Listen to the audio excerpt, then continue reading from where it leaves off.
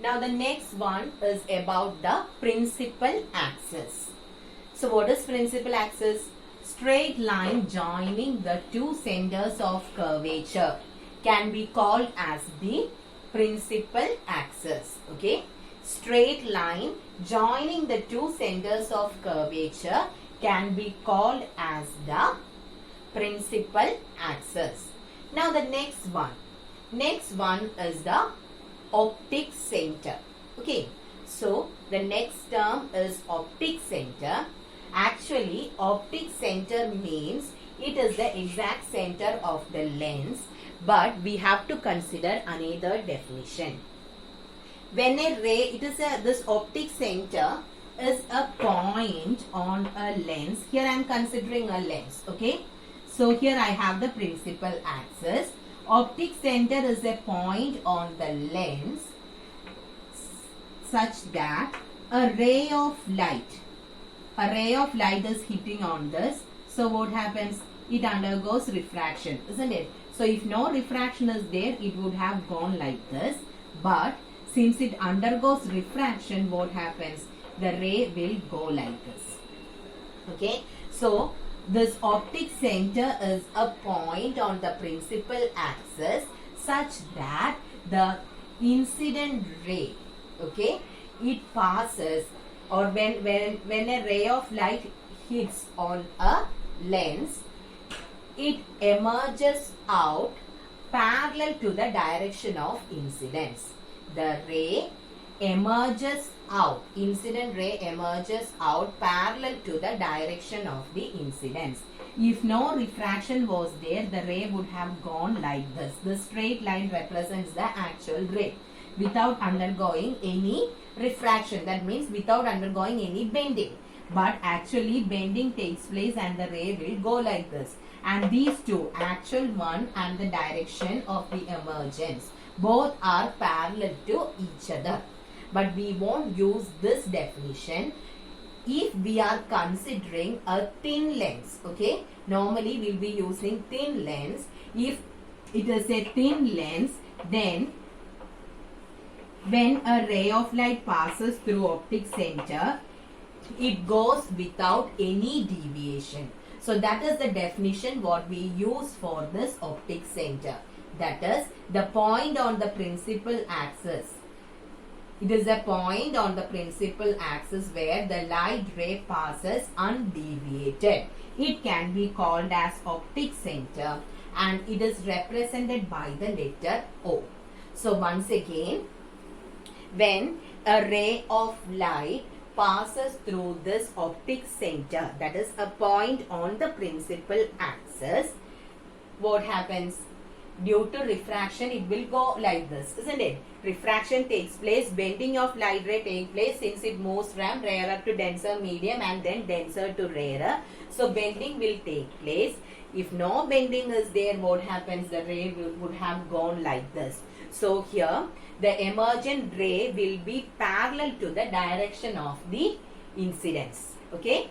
This is our emergent ray and this moves parallel to the direction of the emergence. This is the thing. Okay. But when you are considering a thin lens, optic center means when a ray passes through the optic center, it won't undergo any deviation.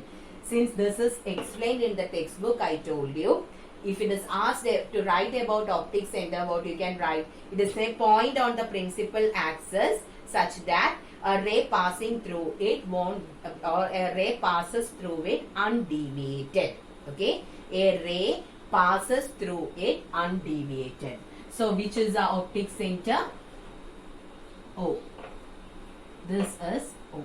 Okay, or normally what we will say, the center of this lens will be considered as the optic center, but you have to use the definition given in your textbook. Okay, so use the second one what I say.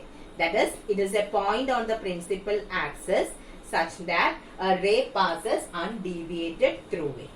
So is it clear about the pole? Sorry, optic center. Pole comes in the case of a mirror. Okay, instead of that, here we have the term optic center. So is it clear about the optic center? So center of curvature, radius of curvature and optic center. Now, if we are considering a thin lens, okay, if the lens is thin, then this radius of curvature will be equal to the distance between the optic center and the center of curvature. So that also you should keep in mind, okay. If the lens is thin, then radius of curvature, here if I mark the point as P, PC2 will be same as OC2 and PC1 will be same as OC1. Keep that point also in your mind. Okay. So, what all things did we learn? We had the two types of lenses, then two centers of curvature. If it is convex, C2, C1. For concave, C1, C2. Then radius of the sphere is the radius of curvature. If the lens is thin, radius of curvature will be equal to the distance between the optic center and the center of curvature. Then optic center is the point on the principal axis such that a ray passes undeviated through it. So, is it clear about these terms? Okay. Now, the next one is about the focus. In the case of a lens, light ray can enter through both the sides because both sides are refracting surfaces, isn't it? So, light ray can enter through both surfaces. So, we will be having two focal points in the case of a lens, okay? Similar to two centers of curvature, we will be having two focal points. So, first we will be considering about a convex lens. So, I have the convex lens, then principal axis. Here I have the optic center. Then, since it is a convex lens, where should I put C1 and C2? C2 will be here and here we will be having C1. Okay. Then, first focal point and second focal point are there. For a lens, we are having two foci. We will call it as first focal point and second focal point. This is the first focal point. Here, in order to show the refraction, I am just drawing the cross section. Okay. So,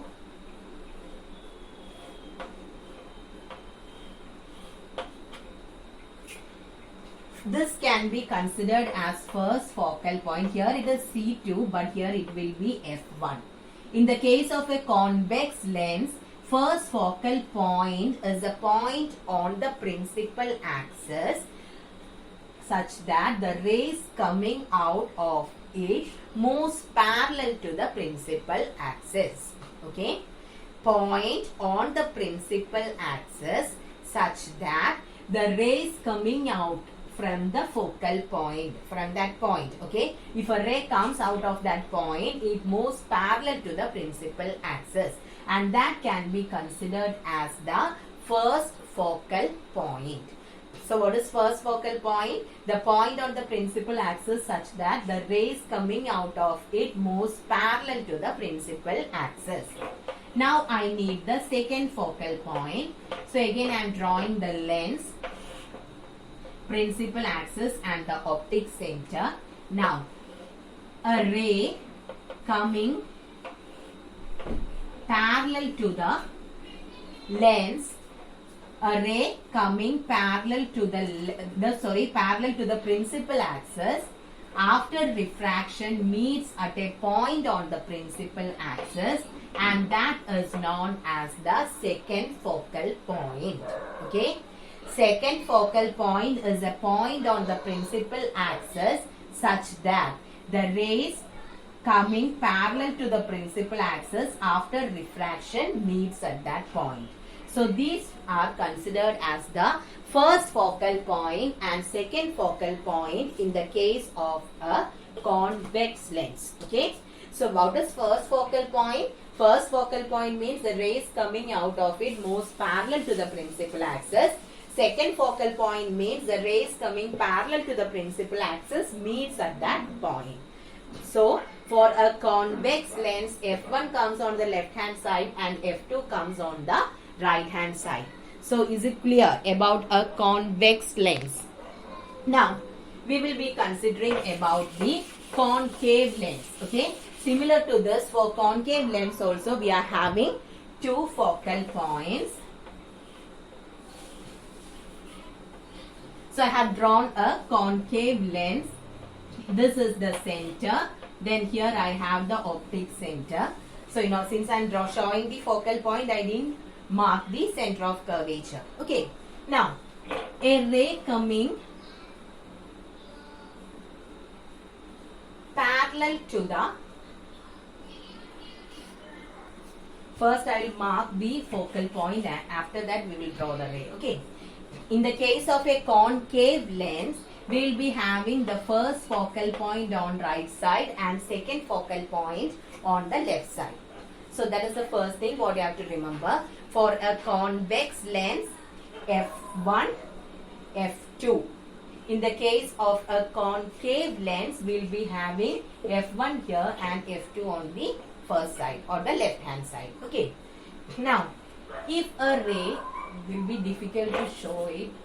Okay, the ray should come there now. If you are considering a light ray which comes in the direction of the focal point. Okay, you are considering a light ray which comes in the direction, that is when you extend it should reach here. A ray coming in the direction of the focal point or this point moves parallel to the principal axis. I extend it, then only I can draw it.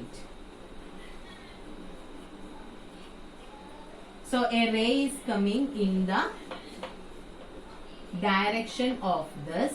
So after refraction, what happens? It moves parallel to the principal axis.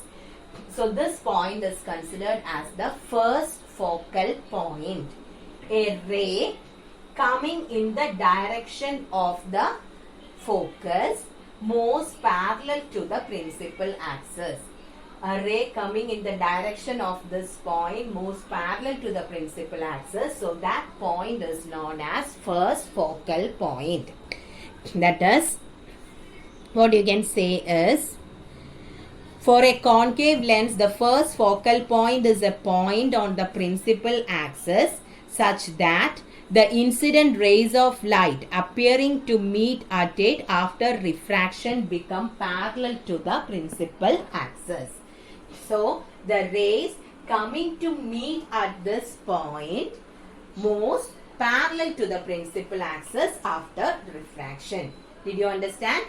Then, what is the next one? We need the second focal point. Here we have the axis, then here it is the optic center. Then I told you here we will be having the focal point on the left hand side. So when a ray of light hits on this, the lens, then it moves upward. When you extend it backward, it meets at this point. Similarly, another ray, when you are extending it backward, what happens? It meets at the point. So second focal point is the point on the principal axis such that the rays, refracted rays, appear to come from that point. Okay. So once again, we are considering about the focal points for convex and concave lenses. For a concave lens, f1, first focal point comes on the right side and second focal point comes on the left side. First focal point means it is a point on the principal axis such that the rays coming in the direction of it moves parallel to the principal axis after refraction. F1, first focal point in the it is a point on the principal axis. How? Adinte direction veruna rays, what happens? ലെൻസിൽ തട്ടി കഴിയുമ്പോഴത്തേക്ക് refraction takes place and it moves parallel to the principal axis. So that point is considered as the first focal point in the case of a concave lens. Now, if you are considering the second focal point, what can you say? It is a point on the principal axis such that the rays coming parallel to the principal axis after refraction appear to come from it. Principal ആക്സിസിന് parallel ആയിട്ടുള്ള വരുന്ന raise refraction കഴിയുമ്പം അവിടെ നിന്നും start ചെയ്യുന്നത് പോലെയാണ് വരിക. It appears to, actually it is not coming from that part, but when you are extending the refracted ray in the backward direction, it appears to come from that point, and that point is known as the second focal point. So is it clear? Little bit difficult to understand, but one thing what I can say is you have to consider only the second focal point. All our ray diagrams will be based on the second focal point, so we'll give importance only to that. Okay, but since it is given there, I should say what is F1 and F2. So what you have to remember from here is, for we are having two focal points for a convex lens, F1, F2. For a concave lens, F2, F1, and give importance only to the second focal point. Okay, now after focal point, what should you know? We should know about the focal plane, isn't it? So what is focal plane? A plane containing the, here also we are having first focal plane and second focal plane. So first focal plane means the plane containing the first focal point and normal to the principal axis. The plane normal to the principal axis and containing the first focal point can be called as the first focal plane. Okay. Now second focal plane. So what will be the second focal plane? A plane normal to the what? Our principal axis containing the second focal point. Okay, a plane passing through the second focal point and normal to the principal axis. So a plane that plane, this region which is normal to the principal axis as well as passing through the second focal point can be called as second focal plane. So is it clear about the first focal point, second focal point, first focal plane, second focal plane? Now similarly, what is the next thing? Next we have the focal length. What is focal length actually? It is the distance between the optic center and the focus, isn't it? Distance between the optic center and the focus can be considered as the focal length. It is represented by small letter f. So is it clear till this? So once again, here about the concave, the diagram is already there. About convex, so I'll be just drawing convex and concave for the showing the second focus. Okay, that is the important one for the ray diagrams. You should be thorough with this. That is, first we will be having the lens, then you have to draw the cross section there, then draw the principal axis, mark the optic center. Then here we will be marking where should I mark F1? Anyway, we will be having F1 here. Here we will be having F2.